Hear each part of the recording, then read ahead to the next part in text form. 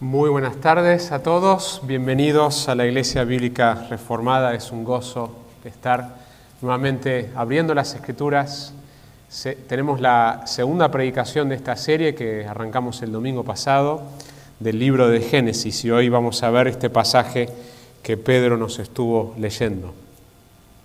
El hombre siempre ha intentado explicar sus orígenes, ¿no es cierto? La ciencia moderna, ¿cómo lo explica? Con la teoría del Big Bang, que de alguna manera había materia, y en esa materia que algunos dicen que era el tamaño de un durazno, estaba metido todo, absolutamente todo lo que hoy conocemos como el universo, con una concentración increíble y que eso explotó. Y que tenemos como resultado toda la diversidad, todo el tamaño del universo, todo lo que ocurrió en la Tierra eventualmente, la evolución desde una piedra a algo orgánico y de algo inicialmente que no tenía casi forma, eventualmente al ser humano. Ahora quiero que piensen un minutito, ¿qué requiere más fe, esa teoría o lo que están viendo acá en la palabra de Dios? La realidad es que la Biblia dice que el hombre es necio y que en su necedad él busca explicar algo que no haga que tenga que rendir cuentas a un Dios eterno. Ya sea la ciencia que tiene explicaciones, como también el arte. Uno puede aprender mucho acerca de una cultura a través de la historia de la humanidad mirando lo que el arte representa en ese tiempo, sea el arte a través de la poesía, el arte a través de pinturas. En nuestro tiempo el arte también tiene expresión a través del cine, de películas, y una de las series populares de nuestro tiempo es la serie de Marvel, que es muy popular y que tiene una explicación también de los orígenes del universo.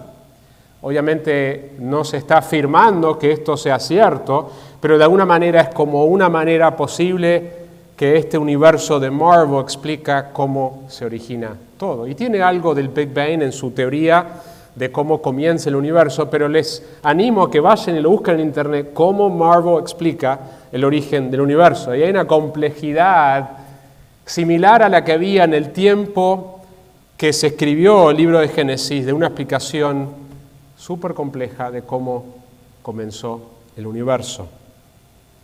En el tiempo en que Moisés escribe esto a su audiencia original, también había teorías sobre cómo empezó todo, de que había dioses crueles, de que el universo fue como producto de ciertas guerras y ciertas situaciones donde también los seres humanos en algunas ocasiones eran comida para los dioses, a diferencia de lo que vamos a ver en Génesis, que Dios crea comida para el ser humano.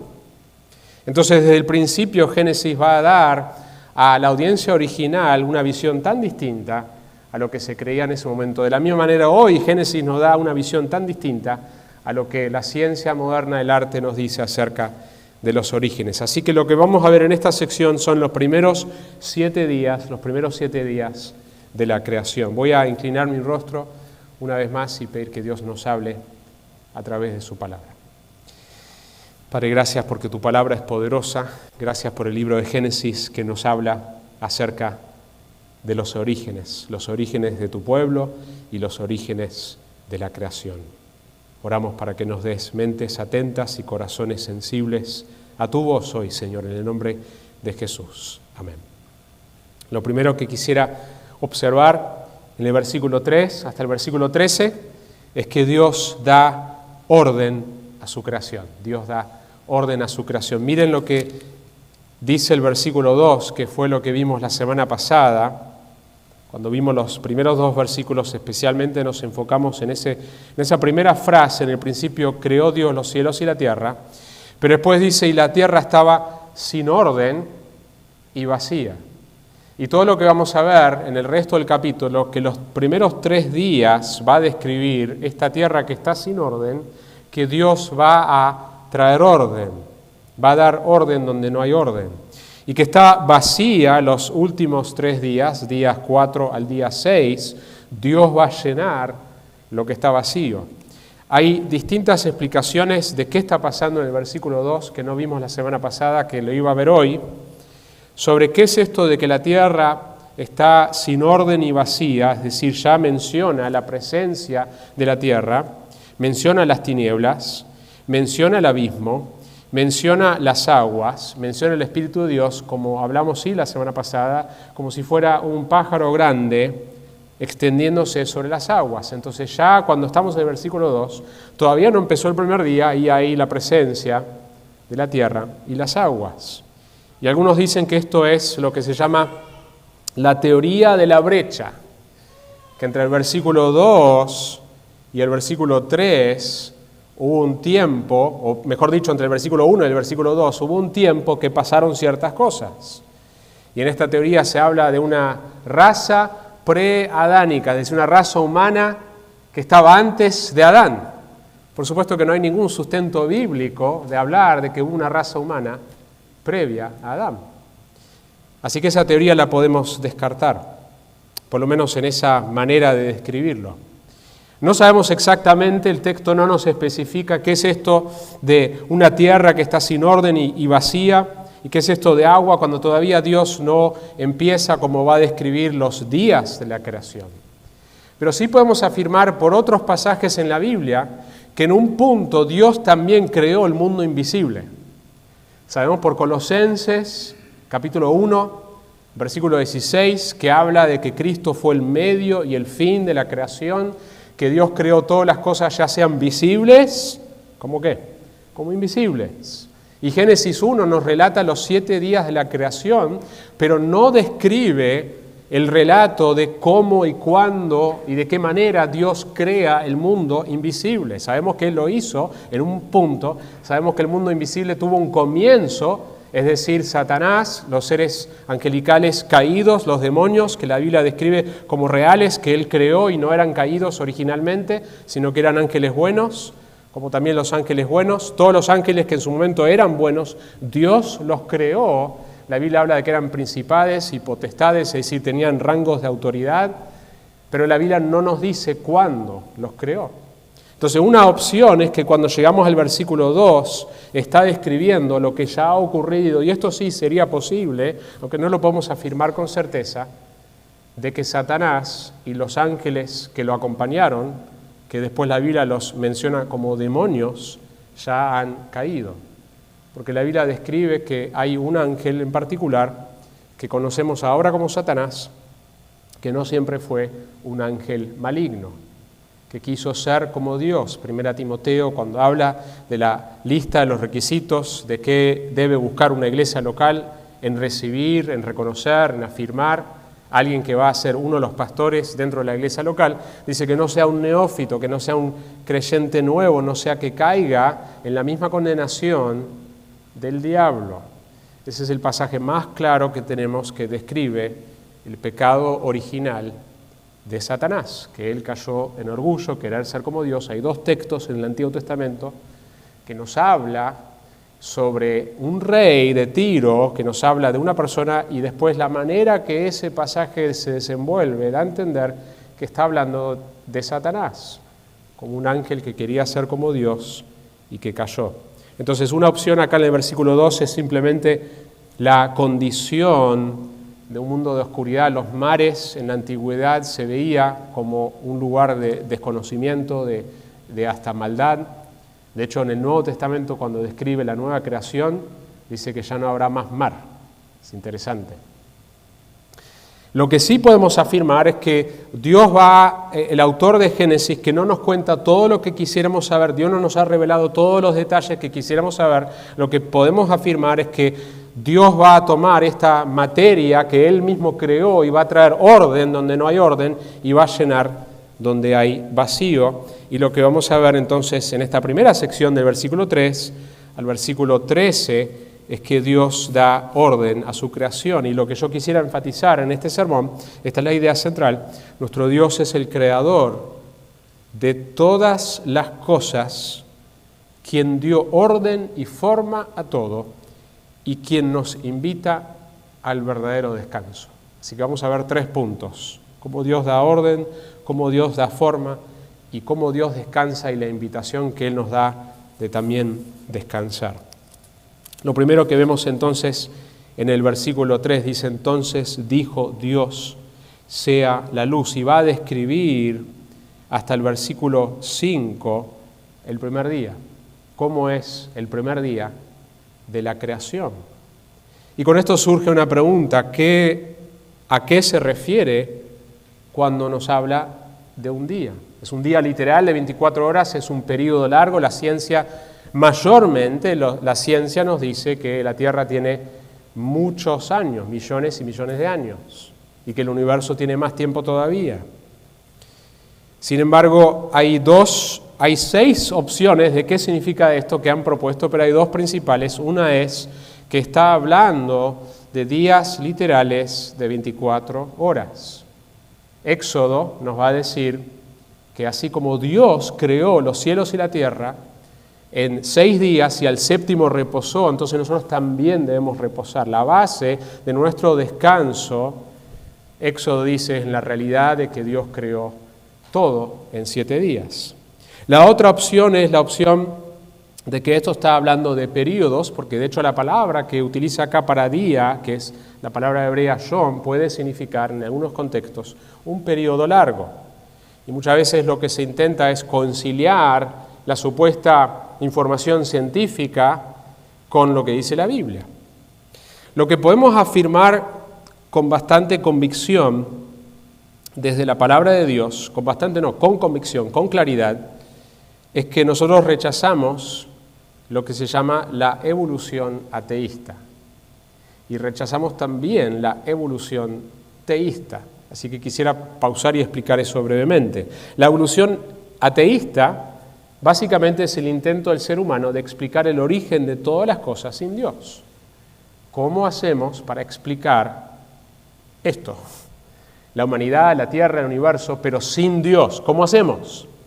Entonces la palabra atea es justamente eso, es una cosmovisión, una manera de entender el mundo donde Dios no puede ser parte, Dios no puede haber intervenido.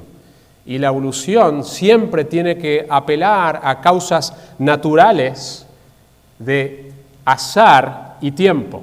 Entonces la teoría de la evolución, sea la evolución a nivel universo, sea la evolución a nivel no vida a vida, o sea la evolución biológica de una especie a todas las especies que tenemos, necesita tiempo y necesita que sea al azar.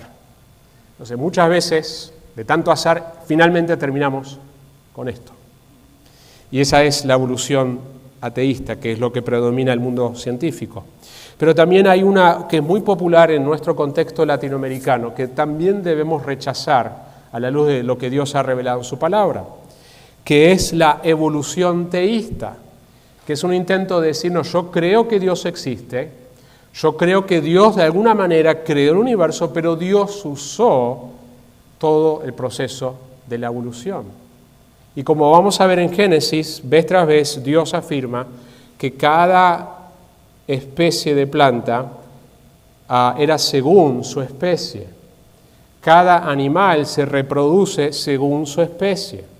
Génesis nos da una descripción totalmente, opuestamente, radicalmente distinta a la historia, a la teoría de la evolución, de que finalmente todos originamos de una misma especie. Y Génesis rechaza eso porque también Dios cuando crea de manera inmediata. Dios habla y hay luz, Dios habla y hay animales, Dios habla y hay plantas, como vamos a ver. Entonces sí podemos debatir lo que se llama el Old Earth y el Young Earth, tierra antigua y tierra nueva, donde hay personas que dentro del mundo cristiano que toman en serio la palabra de Dios. La palabra de Dios es autoritativa, pero entienden esta palabra Yom de día como un periodo, pero sin embargo no hay ningún proceso evolutivo, simplemente entiende que pasó mucho tiempo.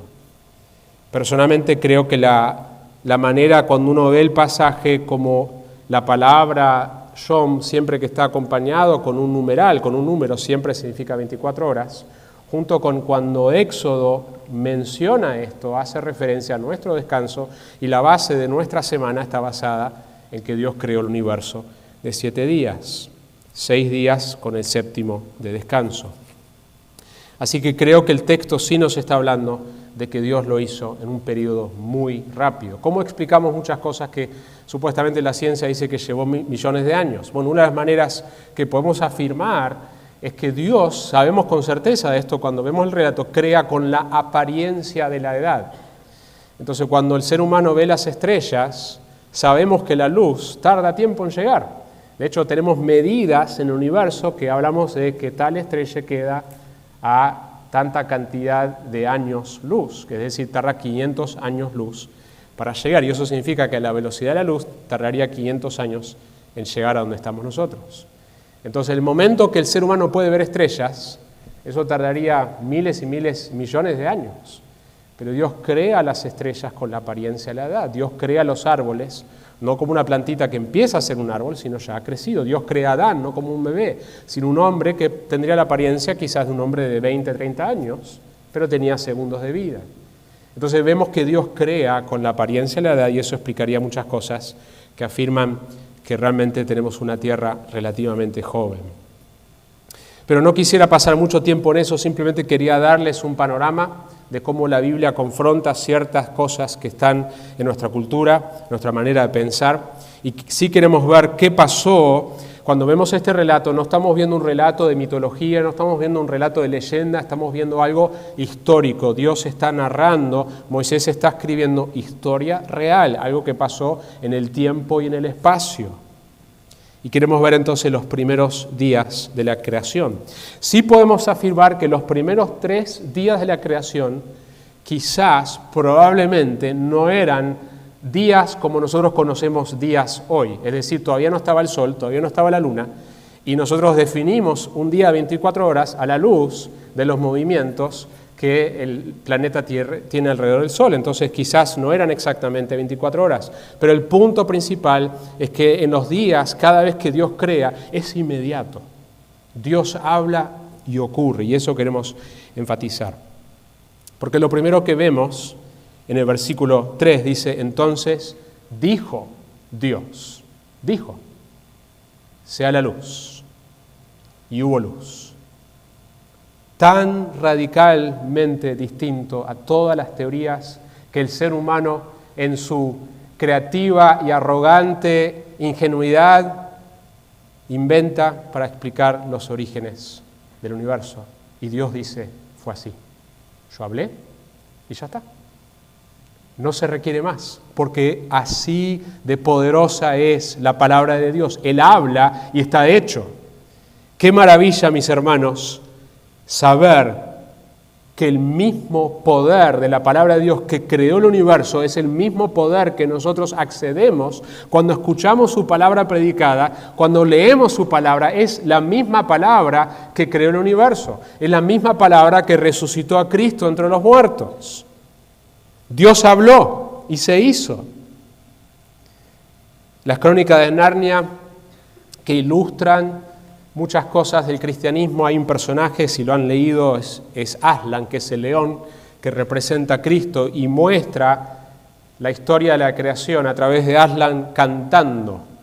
Es decir, Aslan habla y se crea y dice, el león iba, una porción del libro del sobrino del mago de C.S. Lewis, dice, el león iba y venía por aquel territorio vacío y entonaba una nueva canción. Era más dulce y melodiosa que la que había cantado para invocar a las estrellas y al sol.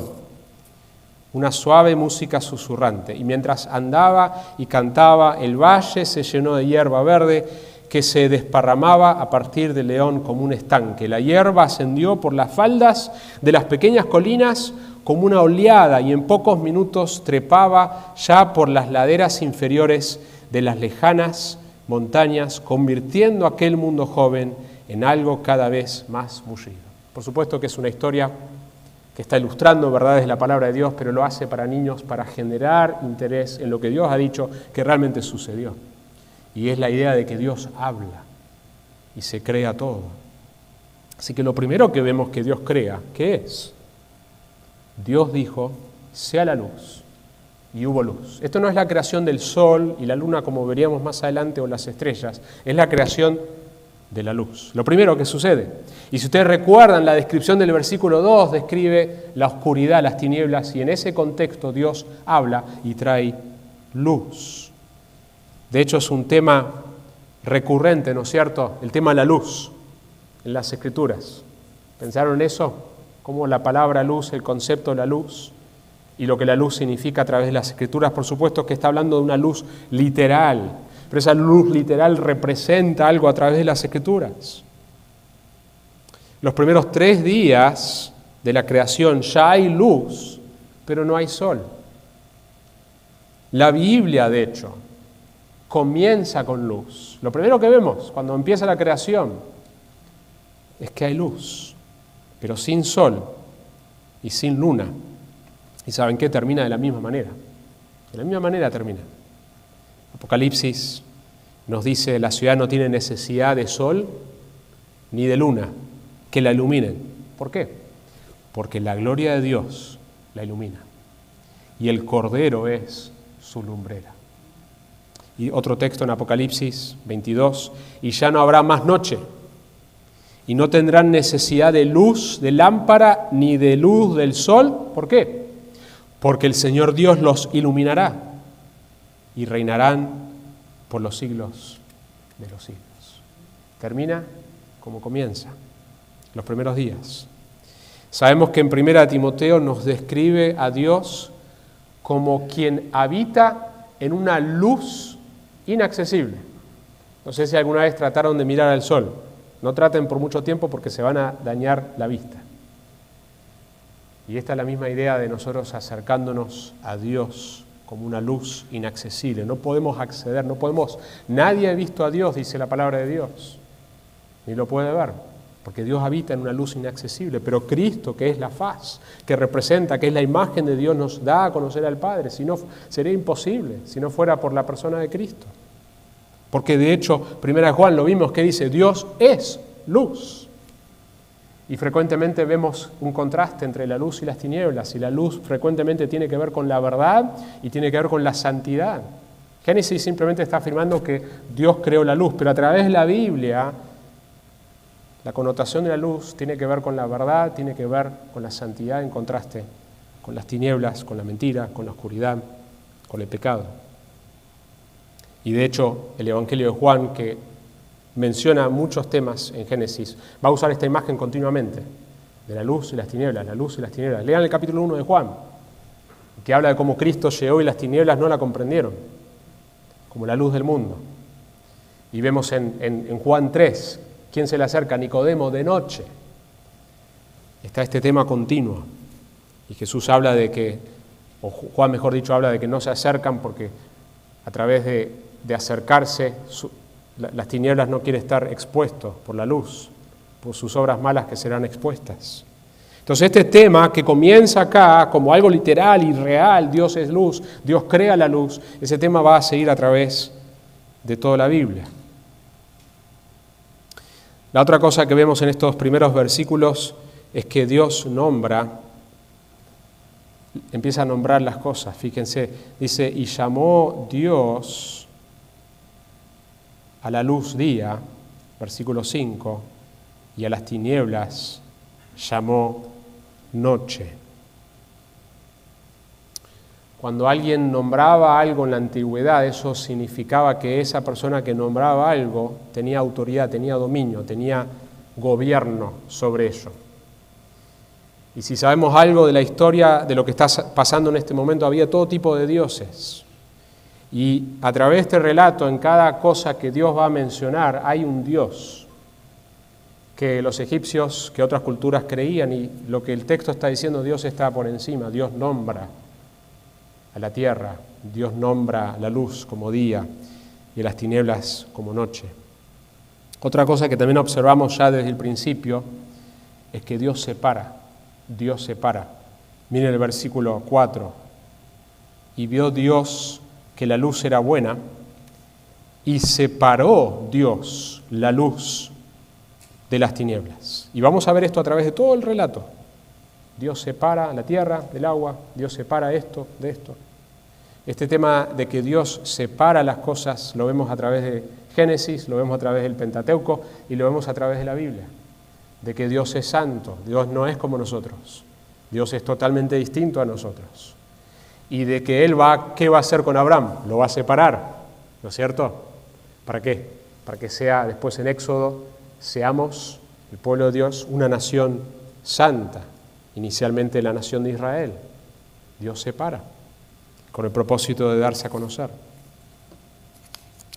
La otra cosa que observamos en este primer día es que el texto nos dice que Dios ve que la luz era buena. Cada día vamos a ver que Dios dice que era bueno, que era bueno, que era bueno. Hasta que llegamos al último día y Dios dice, mirando todo, que era muy bueno, que nuestro Dios bueno ha creado un buen universo. El hecho que nos ha dado la capacidad de sentir gustos en nuestra boca, salado, dulce, de que podemos saborear un buen helado, que yo digo que es uno de los mejores inventos del ser humano, el helado, que podemos saborear un buen asado argentino, un buen taco mexicano, tacos al pastor especialmente, y que tenemos la capacidad de saborear eso. Podríamos tranquilamente tener que comer por obligación para sobrevivir sin sentir ningún gusto. Pero Dios, que es bueno, nos ha puesto en nuestra boca la capacidad de sentir los gustos de las variedades de las comidas, porque Él es un Dios bueno. Él nos ha dado ojos que tienen la capacidad de ver colores y ver un paisaje en toda su belleza. Podríamos no tener la capacidad de ver eso es bello por esa combinación de formas y colores. Dios nos ha creado a nosotros con la capacidad de observar lo que es bello y poder disfrutarlo. Nuestros oídos, la capacidad de escuchar sonidos, escuchar música que Él ha creado como parte de quienes hemos sido creados a la imagen de Dios. Porque nuestro Dios es bueno y ha creado una buena creación. La pregunta es, si Dios es bueno, si Dios ha creado una buena creación, ¿por qué tanto lío en nuestro mundo hoy? Porque la creación que vemos hoy no es la creación que era, no es la creación que debería ser y no es la creación que será un día. Cuando vemos las cosas que no andan bien en nuestro mundo, en la creación de Dios, sabemos que la Biblia va a describir después en Génesis 3 la explicación de eso, que es la caída. Miren el segundo día de la creación, versículo 6 al versículo 8. Dice entonces, dijo Dios, nuevamente Dios habla y se hace. Haya expansión en medio de las aguas y separe las aguas de las aguas. E hizo Dios la expansión y separó las aguas que estaban debajo de la expansión de las aguas que estaban sobre la expansión, y fue así, y llamó Dios a la expansión cielos. Y fue la tarde y fue la mañana, el segundo día. Entre paréntesis, el judío cuenta los días un poco distinto a como nosotros los contamos. Para el judío el día comienza a las 6 de la tarde, comenzando con la noche, y termina a las 6 de la tarde del próximo día. Eso explica la frase que habla que Cristo murió y fue sepultado por 3 días, cuando en realidad no fueron 3 noches y 3 días, como nosotros contamos. ¿Sí? Porque ellos cuentan a partir de la tarde por cómo Génesis comienza con esta idea de la tarde y después el día. Y lo que vemos acá es que Dios crea los cielos y va a describir las cosas desde una perspectiva geocéntrica, es decir, desde la perspectiva de la tierra. La Biblia nunca enseñó, a diferencia como algunos han entendido, que la Tierra era el centro del universo, hasta que descubrimos que no era así y era por error de la Biblia. No, era error de la Iglesia malinterpretar la Biblia. La Biblia no enseña que la Tierra está en el centro del universo, pero sí está describiendo todo desde la óptica de la Tierra, porque el enfoque está ahí, porque ahí está la humanidad que Dios creó a su imagen. Y ahí está el pueblo que Dios va a redimir. No está en un planeta lejano, está en la Tierra, y por eso es una perspectiva geocéntrica. Miramos el tercer día de la creación, que lo vemos a partir del versículo 9. Entonces dijo Dios, júntense en un lugar las aguas que están debajo de los cielos y que aparezca lo seco, y fue así. Y llamó a lo seco tierra, y al conjunto de las aguas llamó mares. Y vio Dios que era bueno. Y dijo Dios, produzca la tierra vegetación, hierbas que den semilla, y árboles frutales que den frutos sobre la tierra. Y acá está, desde el principio, Génesis es muy claro, no hay evolución. Según su género, con su semilla en él. Y fue así. Y produjo la tierra vegetación, hierbas que dan semilla según su género. Lo va a decir con los animales también. y árboles que dan fruto con su semilla en él, según su género. Y vio Dios que era bueno. Ahora es importante aclarar que nosotros como cristianos que afirmamos la veracidad y la autoridad y la suficiencia total de las Escrituras, sí afirmamos lo que se llama la microevolución, que dentro de una especie hay cambios, se mezcla este perro con este perro para un ejemplo sencillo y queda un perro distinto. Entonces sí hay microevolución, pero eso es muy distinto a decir que se comienza con un sapo y se termina con un ser humano. ¿Sí? Se comienza con los reptiles y después terminamos nosotros. Entonces, vemos acá en el tercer día la creación de la tierra, el mar y la vegetación. Menciona los árboles frutales. Según un estimativo, hay 2.000 tipos de frutas. Gracias a Dios por los mangos y los kiwis que Él creó, con sabor, con color, con vitaminas. Él lo creó porque Él es bueno. Y lo creó, como dice el Nuevo Testamento, Dios ha creado todas las cosas para que las disfrutemos. Alguien dijo que con la conclusión del tercer día se añade otro color al cosmos de Dios. Piensen en esto. Al blanco y negro básicos del día y la noche se ha añadido el azul del cielo y el mar. Ahora el lienzo se adorna de verde por la vegetación. El sol amarillo dorado y el ser humano rojizo completarán este arco iris de colores. Entonces, lo primero que vemos en estos primeros días es que Dios trae orden. El texto nos había dicho en el versículo 2 que estaba sin orden, Dios trae orden. Y lo que va a suceder en el versículo 14 al 31 es que Dios va a llenar. Dios prepara los mares, prepara la tierra y ahora va a llenar su creación. Y eso lo vemos a partir del cuarto día. Miren el cuarto día cómo continúa el texto. Versículo 14, entonces dijo Dios, haya lumbreras en la expansión de los cielos para separar el día de la noche. Y ahí describe el propósito de estas lumbreras. Y sean para señales, mencionan los propósitos del sol y la luna. Recuerden que en la antigüedad, al igual que hoy, el ser humano consultaba las estrellas para determinar su destino, ¿no es cierto?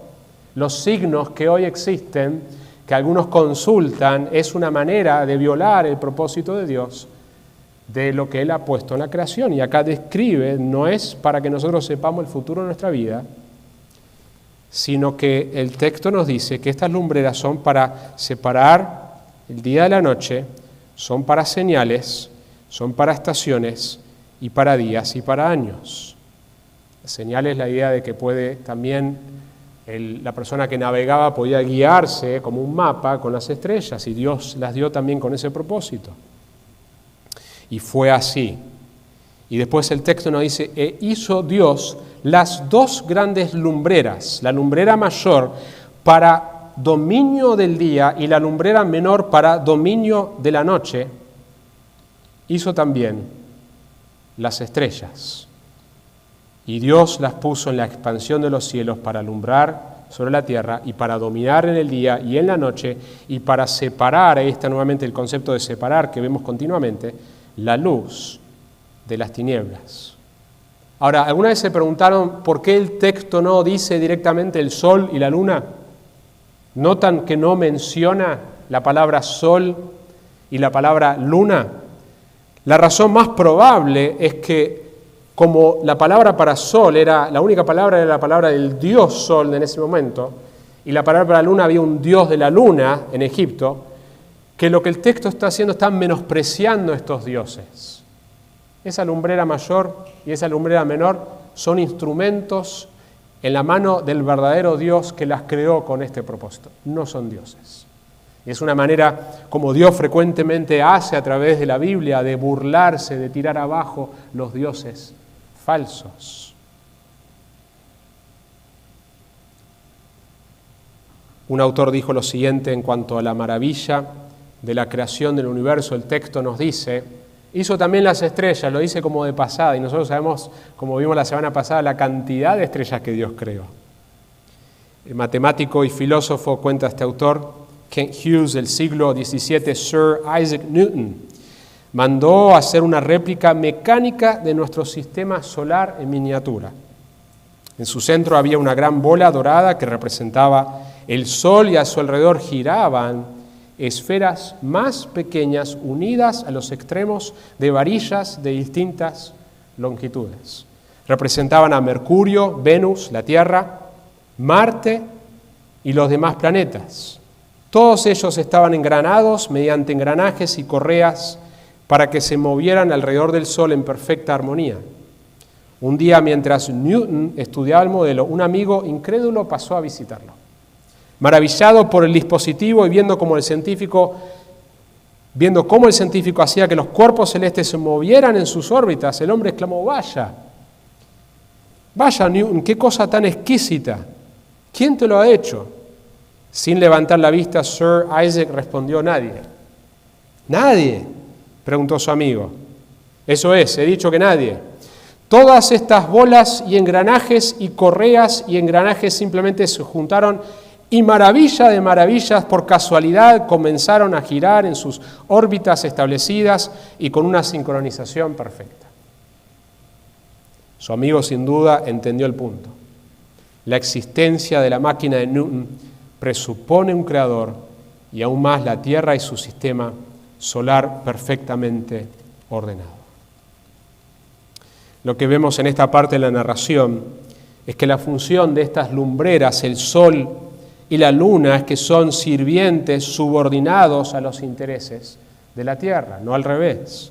Esto difiere radicalmente de la creencia supersticiosa dentro de la religión pagana de que el destino de la Tierra está dictado por el curso de las estrellas.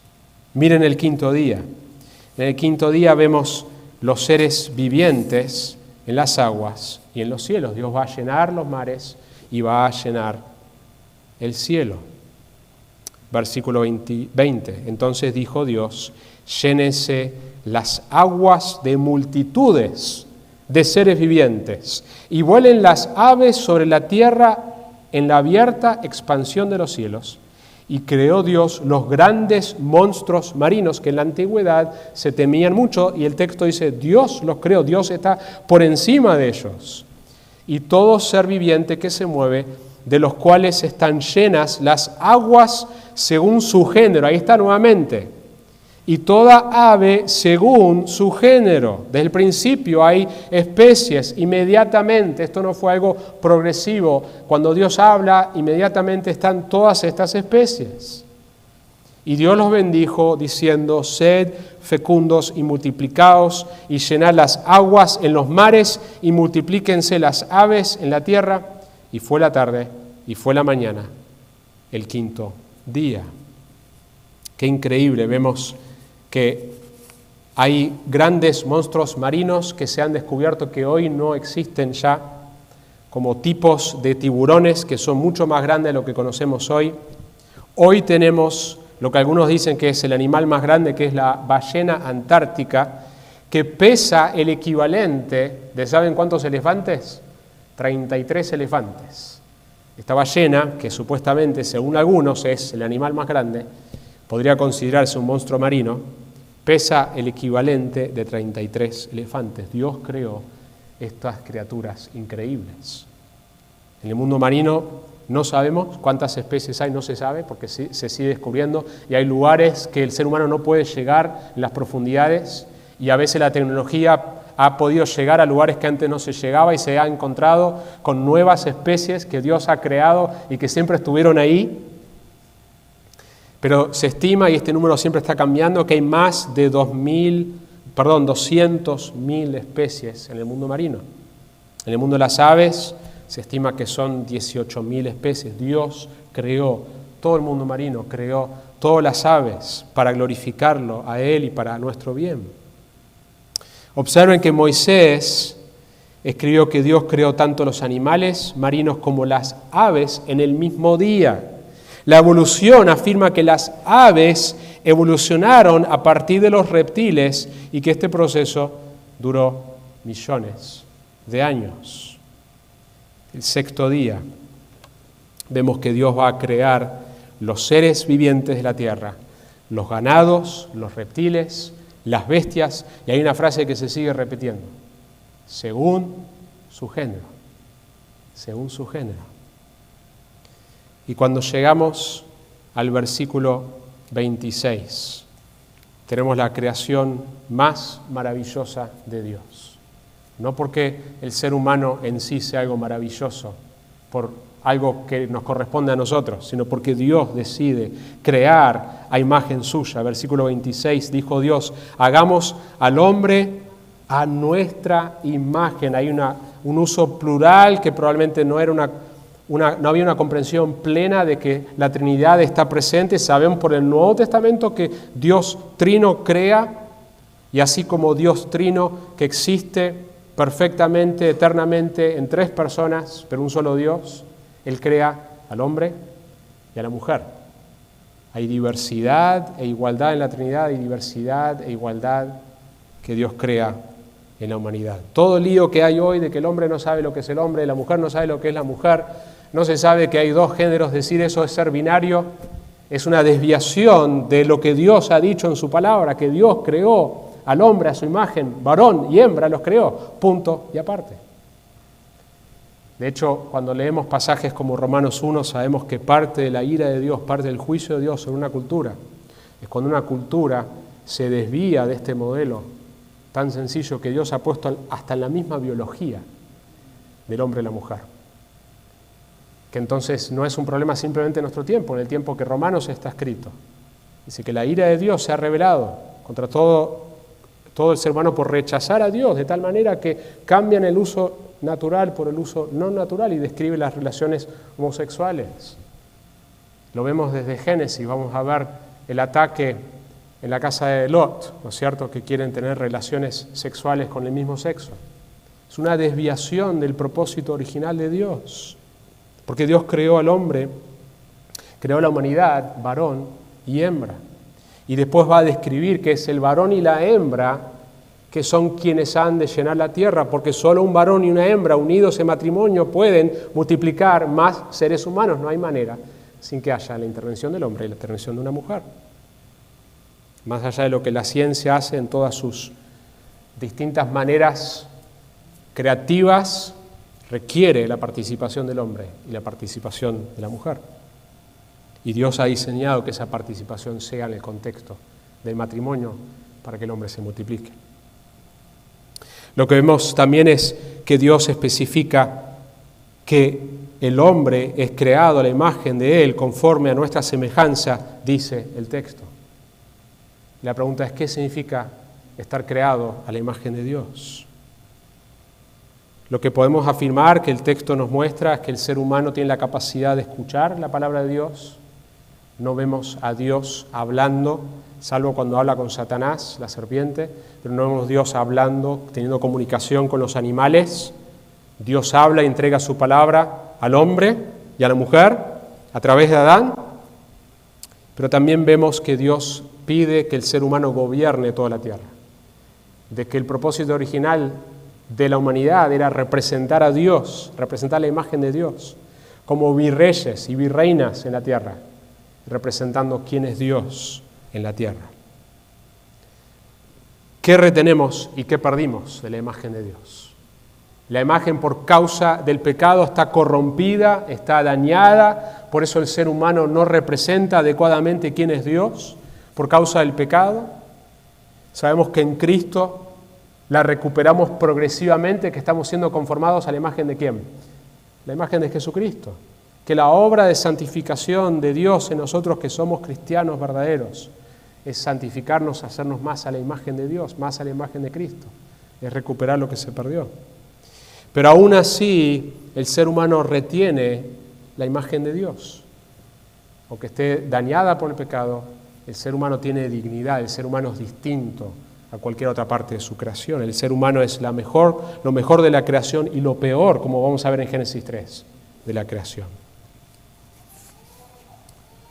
También el ser humano, porque es creado a la imagen de Dios, tiene la capacidad de elegir entre lo bueno y lo malo. Es un ser moral y es un ser que va a vivir, existir para siempre. en el infierno o en el cielo. Solo la Biblia afirma con claridad que solo los seres humanos, creados por Dios, fuera de los ángeles, son quienes vivimos para siempre en la presencia de Dios o ausentes de la presencia de Dios en el infierno. Y el texto termina diciendo, he aquí que era bueno en gran manera, que la creación de Dios es bueno en gran manera. La tercera cosa que vemos después de que vemos que Dios llena, que Dios ordena, que Dios llena, lo vemos en el capítulo 2, versículo 1 al 3, y este es el tercer punto. Dios descansa, bendice y santifica el séptimo día. En realidad estos tres versículos del capítulo 2 deberían ser parte del capítulo 1.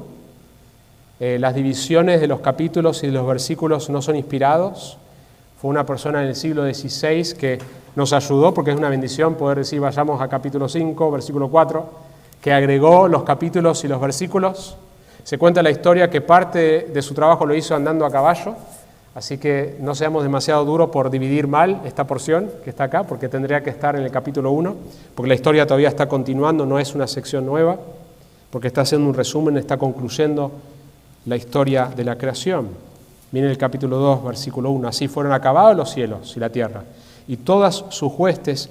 Y ahora nos va a hablar del séptimo y último día. En el séptimo día completó Dios la obra que había hecho, y reposó en el día séptimo de toda la obra que había hecho, y bendijo Dios el séptimo día y lo santificó, porque en él reposó de toda la obra que él había creado y hecho.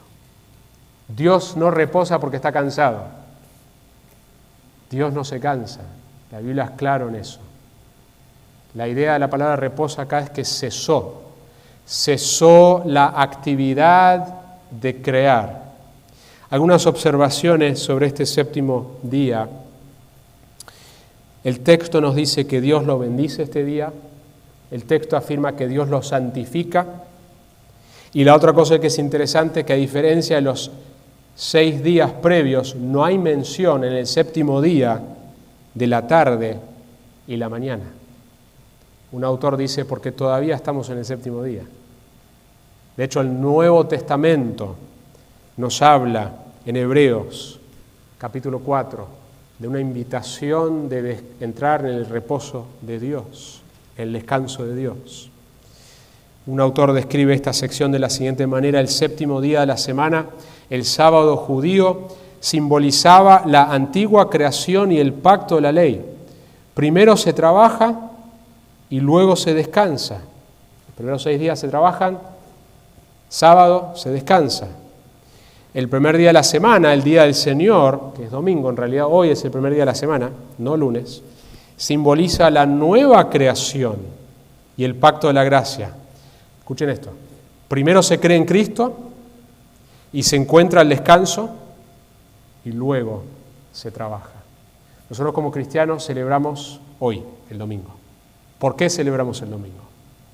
Porque recordamos el domingo, no el sábado, un evento histórico que es el evento más importante para nosotros, que es la resurrección de nuestro Señor Jesucristo, porque es a través de esa resurrección que nosotros ahora somos una nueva creación.